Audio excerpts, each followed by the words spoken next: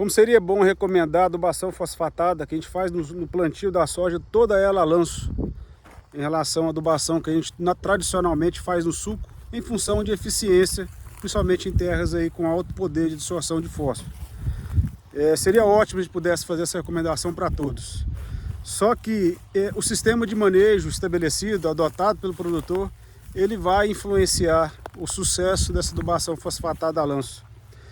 Tá? E entre essas nuances aí onde a probabilidade dessa resposta da adubação a lanço ser maior, nós temos aí o nível de preparo que esse solo tá, o tipo de resposta em termos de absorção que essa fração argila tem com esse fósforo, né? Quer dizer, o poder de absorção, o nível de fósforo no solo, se ele está ou não está no nível crítico, quer dizer, o teor do nutriente que acima dele a probabilidade de resposta passa a ser menor, então a adubação fosfatada ela entra como uma manutenção para a cultura. Falei já dos níveis de correções e um fator de extrema importância, o tipo de manejo adotado nesse solo. Manejo eu falo como referência, por exemplo, o uso de plantas de cobertura, o uso de safrinha, como essa safrinha está sendo manejada. Então nós estamos aqui na estação de pesquisa da Terrena, onde nós fazemos já há 5 anos fazendo trabalho com sistemas de manejo com plantas de cobertura na safrinha, ou com plantio de milho na safrinha, ou milho consorciado, enfim, vários tipos de plantas de cobertura, como nós vamos mostrar logo na sequência em gráficos. E também, após essa safrinha, nós fazemos o uso da adubação fosfatada para a soja no suco e a lanço, em parcelas subdivididas, para avaliar como que essa soja ela se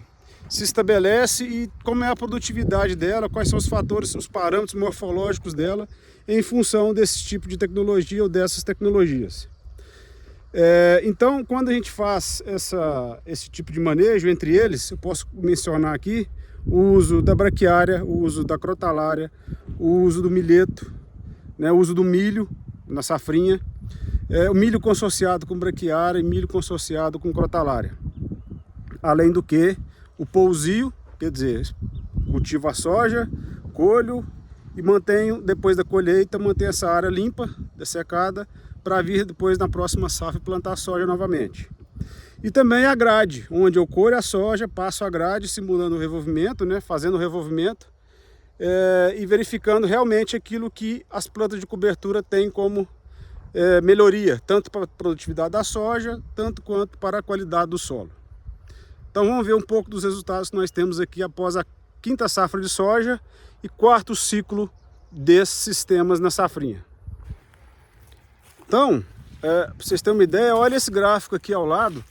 onde eu coloco os resultados da última safra, né, em relação a cada tipo de cultura estabelecida na safrinha e a produtividade da soja com adubação no suco e com adubação a lanço, do fósforo a lanço, na data do plantio. E a gente observa uma separação muito grande, onde a adubação no suco ela é mais viável aonde eu tenho o pousio e aonde eu tenho a grade. Mostrando que nesses tipos de sistema que não são conservacionistas, que não dão uma qualidade no solo, a adubação no suco passa a ser melhor do que uma adubação a lanço, mesmo considerando esse solo argiloso, por volta de 8 a 10%, a 10 miligramas por decímetro cúbico de fósforo, com os outros nutrientes bem corrigidos. Então, mesmo assim, numa condição dessa, onde está chegando próximo do nível crítico, a adubação no suco ela é mais interessante. Em contrapartida, quando eu tenho o uso de plantas de cobertura, o uso de safrinha, quando eu tenho o sistema radicular das culturas estabelecidas, vigorando e com metabolismo ativo no período mais seco, eu tenho uma melhor resposta, essa palha, essa devolução, essa reciclagem e essa formação de uma série de componentes de qualidade do solo me promovem uma melhor resposta à adubação a lanço. Principalmente quando eu tenho o uso da braquiária. E a braquiária ela faz isso em função, logicamente, da estruturação de solo e da melhoria da qualidade que ela vai dar. E a gente observa isso muito bem quando eu faço análise enzimática. Então nessas áreas de adubação a lanço, por exemplo,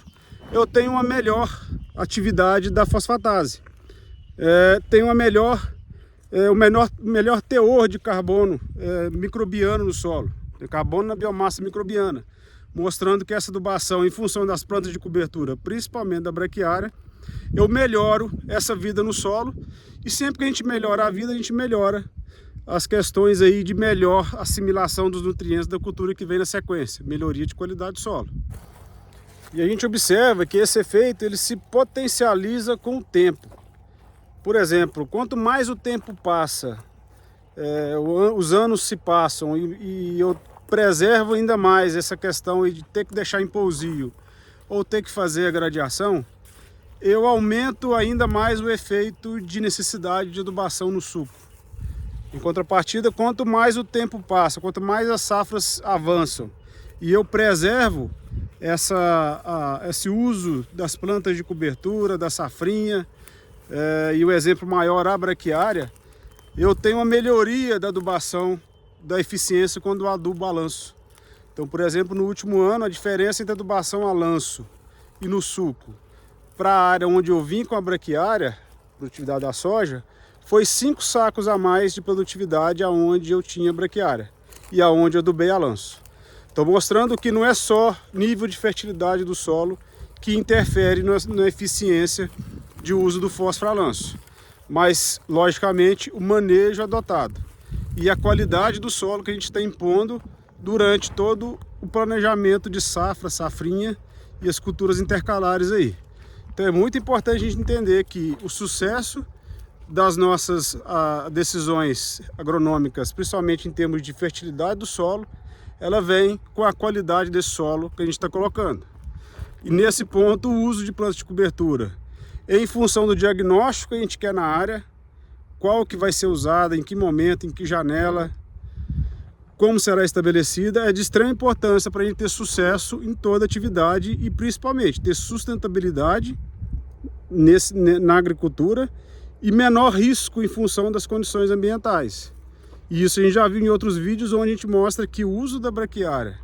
ela auxilia muito na menor variabilidade de produtividade da soja em função do tempo.